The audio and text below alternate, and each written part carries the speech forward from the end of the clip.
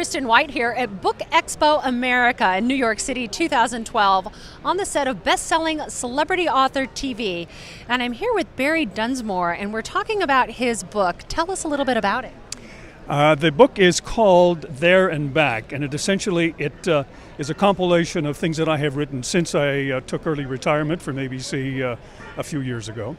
And the columns focus on the major issues of the day, of the Arab Spring, of what's happening to the country in terms of the economy, et cetera, et cetera. What I've tried to do is to give a foreign correspondent's somewhat detached view of these things, but very much trying to work in things like nuance and ambiguity and complex historical context. Not the sort of thing that we see too much in today's reporting, I fear to say. That was what I was going to ask you next. What is the difference between foreign correspondents today and when you were a foreign correspondent?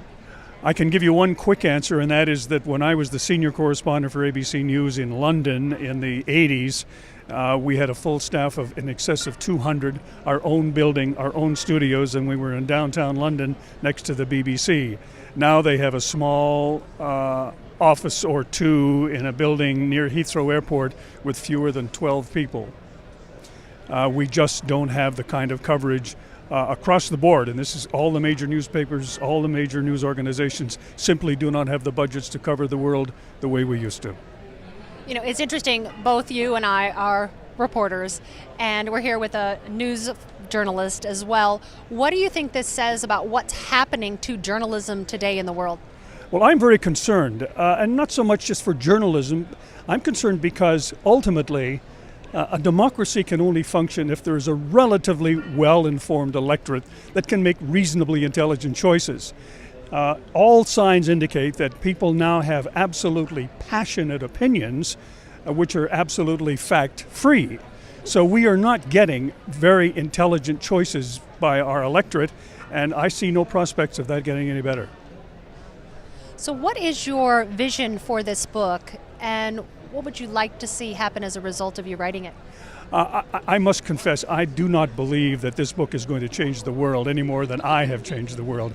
I will hope that there will be people who will find it and read it and will learn something that they didn't know when they put it down. Now, this is about the span of your life and some of your experiences. Is there a favorite one that you'd like to share? Well, the biggest story that I was on was the fall of the Berlin Wall. It was the most exciting. It happens to be the cover of the book. That's Ted Koppel in the background. This is Nightline. We were on live as the wall was coming down. Exciting. There's no question that was the most exciting and the most important news story that I covered in my entire career. And I have a column which I have written about it with the benefit of hindsight, learning an awful lot more than I knew the night that we were on the air. But that's my favorite. So, Barrie, where can we find this book? It is in bookstores, I hope, near you. Great. Thank you so much, Barrie Dunsmore, for being here with Bestselling Celebrity Author TV and Book Expo America in New York City 2012. It's been a real honor. Thank you, Kristen. Thank you.